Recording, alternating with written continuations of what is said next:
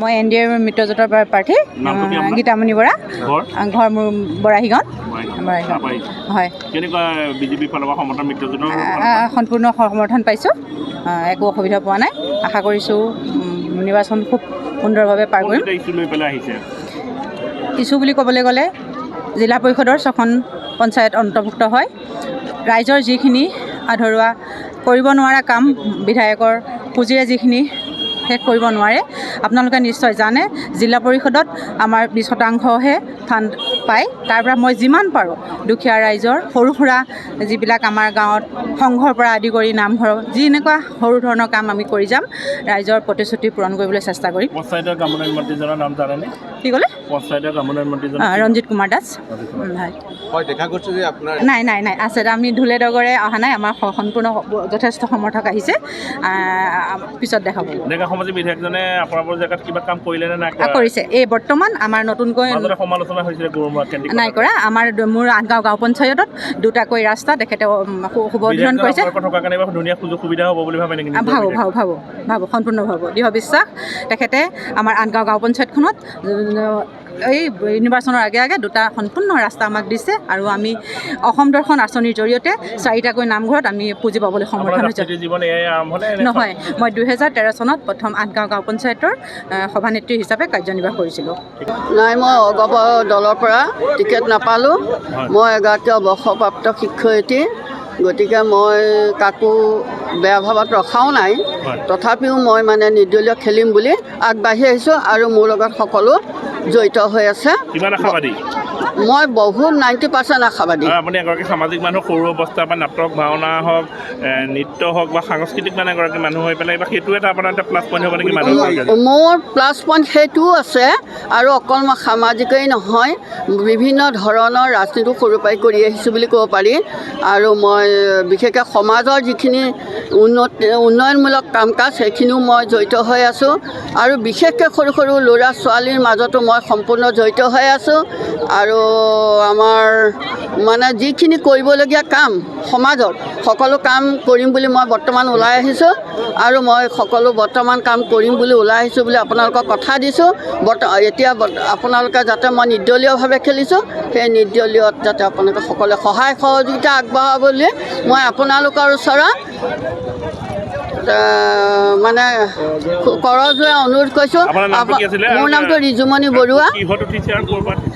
মই বৰুৱা গাঁও পঞ্চায়তৰ পৰা উঠিছোঁ, বৰুৱামুন গাঁও।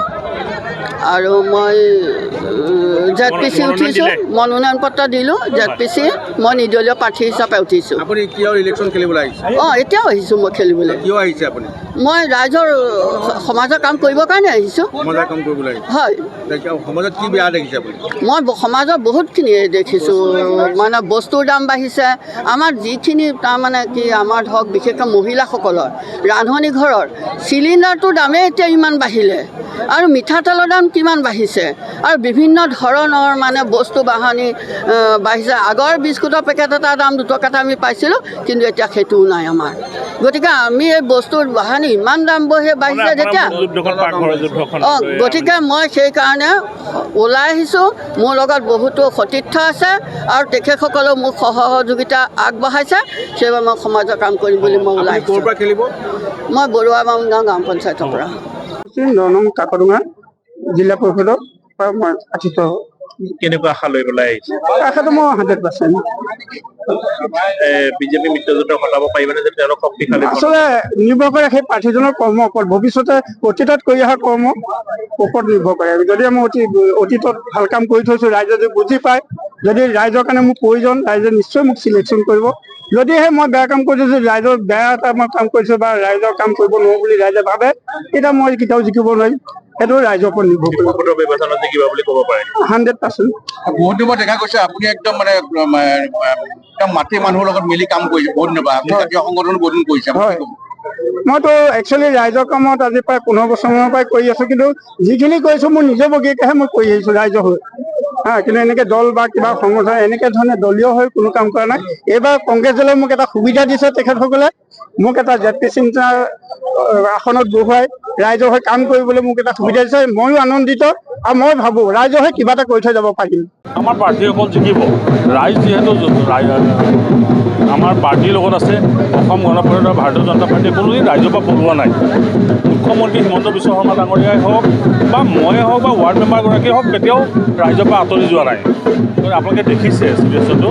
আৰু যিমানখিনি কৰিব লাগে জনসাধাৰণৰ কাৰণে আমি কাম কৰিছোঁ। তাতকৈ আৰু ভৱিষ্যত দিনত আৰু বেছি কৰিবৰ কাৰণে আমি পঞ্চায়ত ব্যৱস্থাটো আমাৰ হাতত আমি বিচাৰিছোঁ।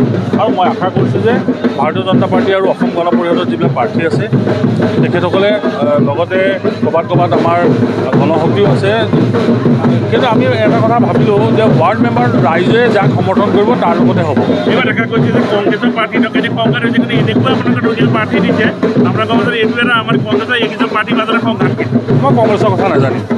কংগ্ৰেছৰ কথা কংগ্ৰেছটো নায়েই। কংগ্ৰেছটো অসমত কি ভাৰতবৰ্ষত নাইকিয়া হৈছে। পঞ্চায়ত শূন্য হ'বতো শূন্য হ'ব লাগে, এইটো ৰাইজে সিদ্ধান্ত ল'ব। শূন্য কৰিব লাগে তেওঁলোকক, সেইকাৰণে শূন্য কৰিব লাগে।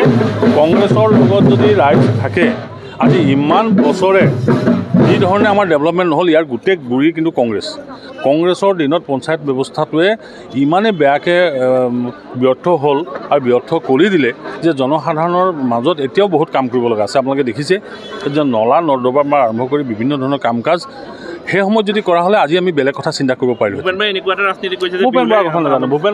ভূপেন বৰা হ'ল মানে নাও বুৰিলেও টিঙৰ পৰা নলঙা মানে। ভূপেন হাজৰিকা পইচা দিম বুলি কৈছে আপোনালোকক। ক'ৰ পৰা পইচা দিব? তেওঁলোকেতো অসমখনক শেষ কৰি থৈ গৈছিলে। কংগ্ৰেছৰ দিনত অসম নালাগে ভাৰতবৰ্ষই বিল' পভাৰ্টি লেভেলত ইমান বেছি পৰিমাণৰ তেওঁলোকৰ আছিল যে তেওঁলোকক সেইখিনি কৰিবলৈ দিগদাৰ। আমাৰ চৰকাৰ দিনত আপোনালোকে শুনা ভাল, জানিব লাগে, ৰাইজেও জানিব লাগে, প্ৰায় 25 কোটি ভাৰতৰ 25 কোটিতকৈ বেছি মানুহ APLৰ পৰা BPL হ'ল। BPLৰ পৰা APL হৈ গ'ল। BPL লেভেলটো যিটো তেওঁলোকে কৈছে তাৰ ভিতৰত 25 কোটি মানুহক আমি মানুহৰ মানদণ্ড উন্নত কৰিবৰ কাৰণে সক্ষম হৈছোঁ। এইটো এই আমাৰ চৰকাৰখনৰ কাৰণে এটা ডাঙৰ কথা। আৰু ভাৰতবৰ্ষক যি ধৰণে মৰ্যাদা দিলে সেই কথাটো আপোনালোকে সকলোৱে জানে। এই মৰ্যাদা প্ৰাপ্ত হোৱাৰ কাৰণে একদম গ্ৰাছৰুট লেভেললৈকো আমাৰ ভাল হৈছে। মই ভাবোঁ আমাৰ তৃণমূল পৰ্যায়ৰ যিটো উন্নয়ন সেই উন্নয়নটো আমি ৰাইজক কৰি দেখুৱাম। এইটো একদম বদ্ধপৰিকৰ। আমি কাৰ্যকৰ্তাসকলক লৈ উৎসাহিত। পঞ্চায়ত নিৰ্বাচনত আমি মিত্ৰ শক্তিয়ে বিৰোধীক পৰাভূত কৰিম।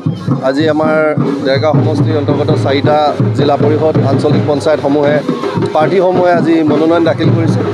অসমৰ মুখ্যমন্ত্ৰী হিমন্ত বিশ্ব শৰ্মা ডাঙৰীয়াৰ অসমক লৈ যি পৰিকল্পনা, উন্নয়নৰ যিটো ধাৰা তেওঁ সকলো স্তৰলৈ লৈ যোৱাৰ চেষ্টা কৰিছে।